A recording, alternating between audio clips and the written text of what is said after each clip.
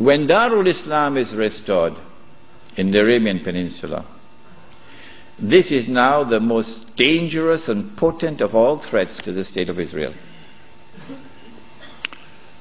Dajjal will now attack. He's now in a day which is like our day.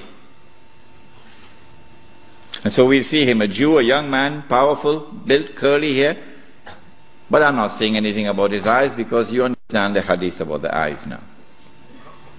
The Prophet ﷺ pointed his hands to the east 20 times. And he said he's going to come from the east. Jerusalem is northwest.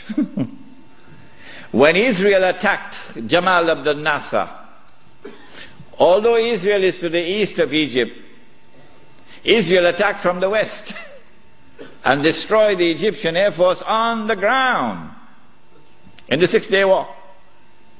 Similarly, Dajjal is not going to attack from the northwest.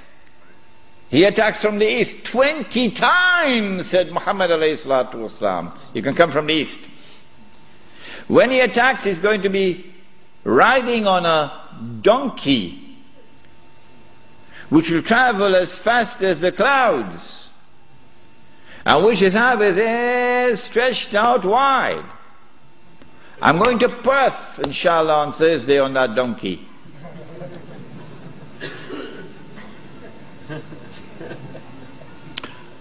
And so we're talking about fighter aircraft. And east of Medina and Mecca is the Saudi Air Force Base, which is now also an American Air Force Base in Dhahran. As they attack Mecca and Medina, the angels defend Mecca and Medina. This is there in Sahih Muslim. And the attack is diverted to Damascus. And then the confrontation takes place. Dajjal is outside and the Imam is inside the masjid. And now history repeats itself. The Jews are rubbing their hands. We got them now. There's no escape. We got them. We have them in our sights now. As someone else was rubbing his hands, as his army was approaching them, and in front of them was the sea, and behind them is the army, and they're rubbing their hands. We got them now. Who was he? Fir'aun. And so history repeats itself. But at the last moment, Allah subhanahu wa ta'ala says to Musa alayhi salam, take your rod and strike the water. And then the divine intervention took place, the miracle. And the believers were saved. وَإِذْ فَرَقْنَا بِكُمُ الْبَحْرِ فَأَنْجَيْنَاكُمْ وَأَغْرَقْنَا آلَ فِرْعَوْنَ وَأَنْتُمْ تَنْظُرُونَ. Now history repeats itself. As the Jews are rubbing their hands, we've got them now, we've cornered them. At that last moment, history repeats itself. The son of Mary comes down with his hands resting on the wings of two angels. The first time he came, Allah raised a man. And when the Messiah came, he came in front of that man. And that man said, here he is, this is the man you've been waiting for, this is the Messiah. Who was that man? Yahya alayhi salam. So this is the divine method for positive identification. But now history repeats itself. The divine method of positive identification is repeated. As the son of Mary comes down in the masjid, Iman Al-Mahdi says, here he is, this is the son of Mary. And history repeats itself. May Allah forgive Ibn Khaldun. And then the son of Mary responds, identifies himself. Imam asks him, you lead the salat. He says, no, you are the Imam, you lead. After the salat, then the confrontation takes place between the false Messiah and the true Messiah. And the false Messiah is killed. And then Gog and Magog are destroyed. The Sea of Galilee is dry. And after Gog and Magog are destroyed and Dajjal is killed, now the state of Israel is without any support. Now it's going to be a level battlefield. A level battlefield. I may be wrong, but I suspect that there's going to be a massive collapse of the world of modern technology. I suspect that. And so horses are now going to be used once again. Yeah. The army now comes out of Khorasan, and that army attacks and destroys the state of Israel. The first time it was a Babylonian army. The second time it was a Roman army. And after the Roman army destroyed them and threw them out of the land, Allah said, وَإِنْ عُدْتُمْ عُدْنَا وَإِنْ عُدْتُمْ عُدْنَا. If you return with your fasad, we will return with our punishment. They return with their fasad. It's happening now before your eyes. And so Allah returns with His punishment. وَإِنْ عُدْتُمْ عُدْنَا. And so now the Muslim army destroys the state of Israel. It is at this time that the Prophet said, alayhi salatu wasalam, the hadith in Sahih Bukhari, Sahih Muslim, you will know who is the true leader amongst the Muslims today.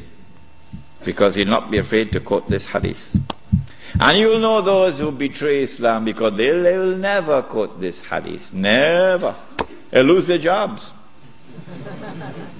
لَتُقَاتِلُنَّ الْيَهُودِ وَلَتَقْتُلُنَّهُمْ حَتَّى يَقُولُ الْحَجَرُ يَا مُسْلِمْ هَذَا يَهُودِيٌّ وَرَائِي فَتَعَالَ فَاقْتُلْ. If you're 17 years of age tonight, this is music in your heart. Yeah. If the beard is grey, well, things are not the same anymore. You will most certainly fight the Jews. And you will most certainly kill them. And at that time the stones will speak. Muslim, there's a Jew hiding behind me. Come and kill him. And so the Holy Land is liberated. This ends the subject of Imam Al-Mahdi and the return of the Califato.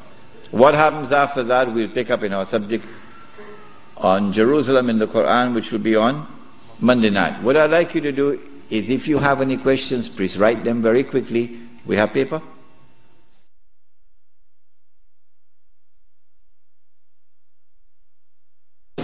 Question 1. Please define the geography of Khorasan. Where is Khorasan?